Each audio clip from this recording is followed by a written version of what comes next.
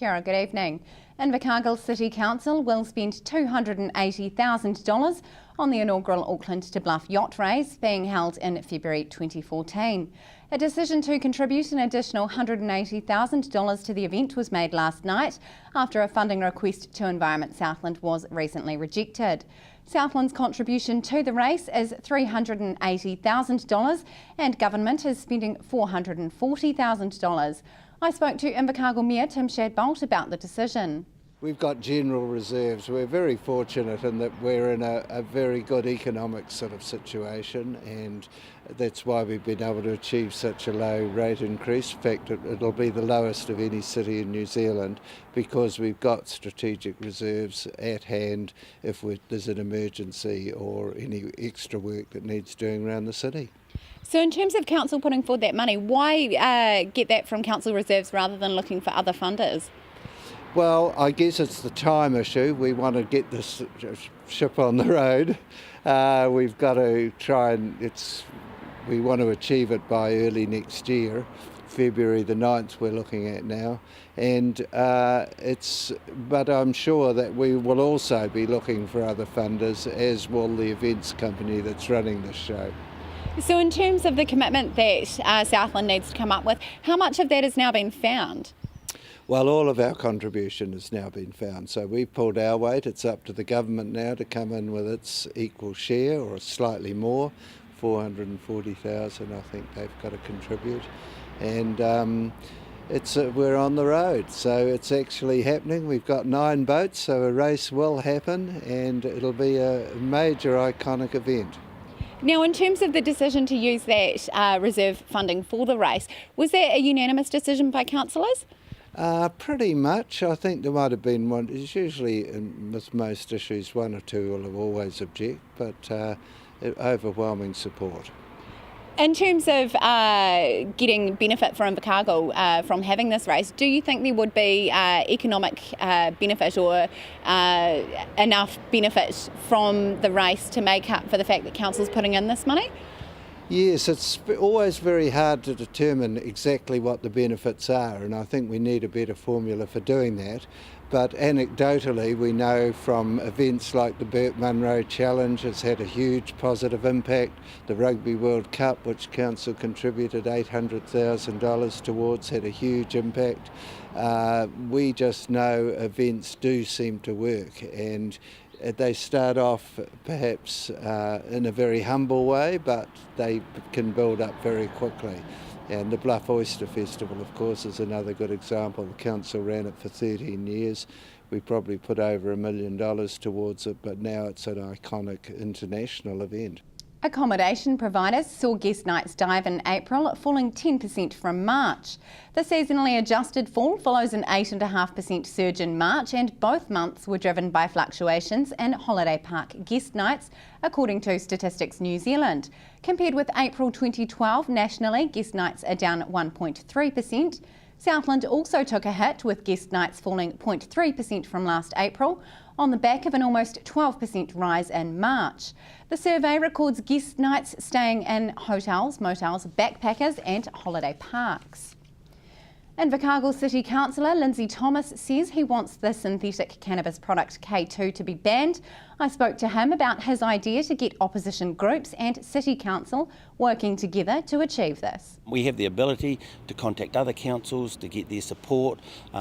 This is a national issue that's out there all the time. It's been highlighted in all the media, and yet what are we doing about it? Do you think council does need to find a way to implement a ban? Yes, I think we can drive it. I mean, public pressure from local body is probably a good way to go because it's our community. We're concerned about our community, we're concerned about our families, so we've got the right to drive it. So in terms of actually getting a ban in place, is there potential for a bylaw, or how would you try and get that working? Well, I don't think the bylaw, I've investigated that. I've looked at other issues of how we can close these shops down, and we really can't. So the only way we can do it is get the government to ban it. It has no social benefit at all for anybody in this country except the sellers.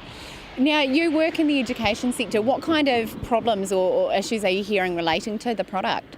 Well, I'm dealing with families at the moment who have young people whose personalities have changed. We've had young boys who turn around regular smokers of this stuff, and they've become completely different people. And I'm not talking about low socio-economic families, I'm talking about good mainstream families whose kids have experimented with this stuff, and now they have violence, aggression, and they just don't want to engage with their parents. Now, you're hoping to hold a public meeting on the issue? I've got a meeting with a focus group next Wednesday, and from there we're trying to coordinate when we have that public meeting. Ideally, we want our local MP there so he can explain the reason why the government has made a decision to keep this on the shelves. And other professionals, we would like to have the police there to explain it. But more importantly, we want members of the public to come there and turn around and know that they're going to be supported in what they're dealing with now, because there's nowhere to go for them. A group pushing for changes to New Zealand's red meat industry sector says it's receiving strong farmer support. The Meat Industry Excellence Group has been holding meetings around the country looking for support in its bid to change the industry and improve profitability. Chairman Richard Young says Federated Farmers and Beef and Lamb New Zealand want to work with the group. He says the group's objectives include establishing a farmer-controlled entity that will optimise market returns, and stakeholders will share the costs of restructuring. A series of key announcements will be made over the next 3 weeks. Stay with us after the break. Family violence figures are on the rise. What Southland Police are doing to address the issue.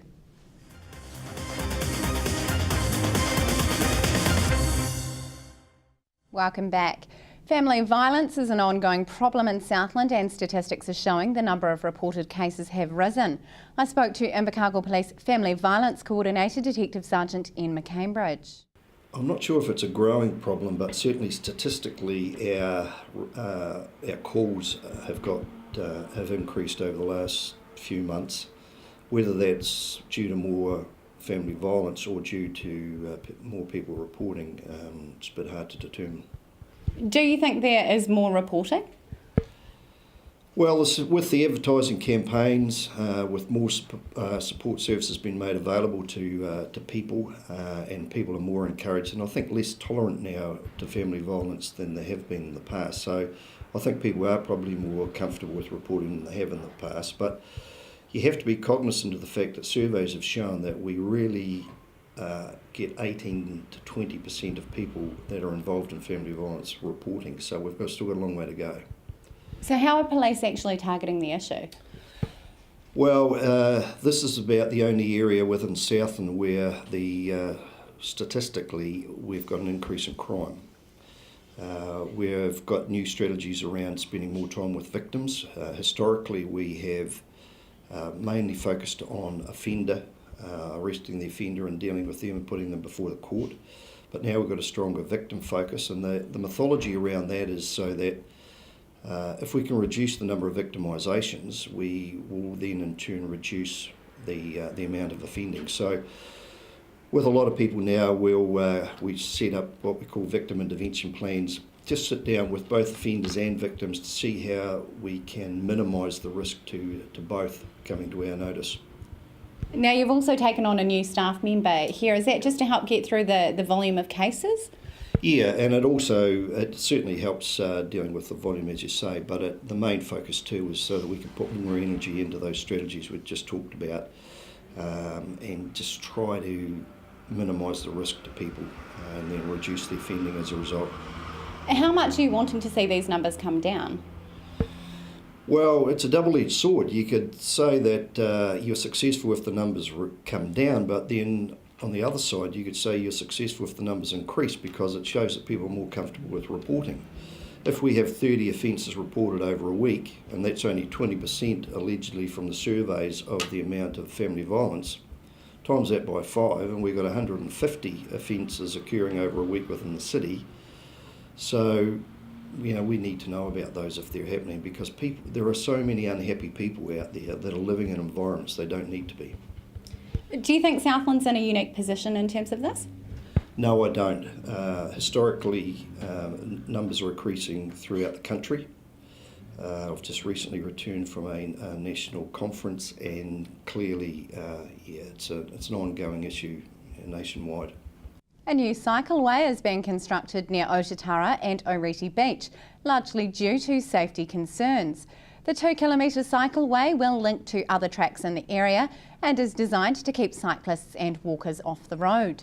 The $42,000 project runs from the Oreti River Bridge to Pitt Road. Work began in May and work on the second part of the trail is underway, expected to be largely finished by the end of July. Invercargill City Council Parks and Reserves Manager Robin Pagan says the project has been undertaken by 2 council divisions. It's an initiative between roading and parks to put a track that provides safe and easy access out towards the beach. It's for recreational purposes from the parks point of view, and it is from transport from the roading point of view. How well used do you expect it will be? Well, currently there's a lot of traffic, a lot of people walking, running and cycling along the edge of the road, which hasn't been all that safe with the amount of heavy traffic on the road, so we expect it will get a lot of use. It will also link in with Pitt Road, which will take you back into Sandy Point, and the Oreti River track, so it's got a whole lot of loops and recreational possibilities with it. A gesture of kindness saw gifts presented at Invercargill's James Hargest College today. The school was today presented with gifts from its Japanese sister school, Kumagaya Nishi High School, with the staff and students wanting to do something after learning of the fire, which seriously damaged Hargest's technology block earlier this year. Those gifts were just over $1,000 and 1,000 origami cranes, with an ancient legend that if 1,000 cranes are made, a wish will come true. The gifts were presented by Invercargill Mayor Tim Shadbolt, who's recently returned from Kumagaya. And that's it from news. Coming up in sport, the Zero Fees Sharks account for the Jets in round 8 of the NBL, and in doing so secure 4th place on the table. From the news team, good night.